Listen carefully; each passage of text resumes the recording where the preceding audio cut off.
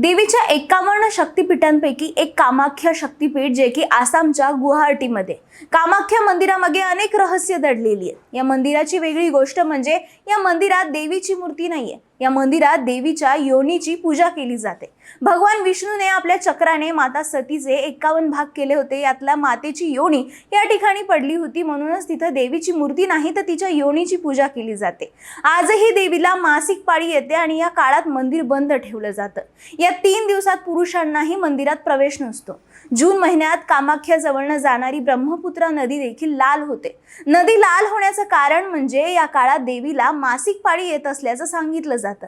या 3 दिवसात देवीच्या दरबारात पांढरं वस्त्र ठेवलं जातं, जे त्या 3 दिवसात लाल होतं अशी भाविकांची मान्यता आहे। हेच ओले कापड प्रसाद म्हणून भक्तांनाही दिलं जातं। ते कापड घेण्यासाठी भाविक इथे तासनतास रांगेतही उभे असतात।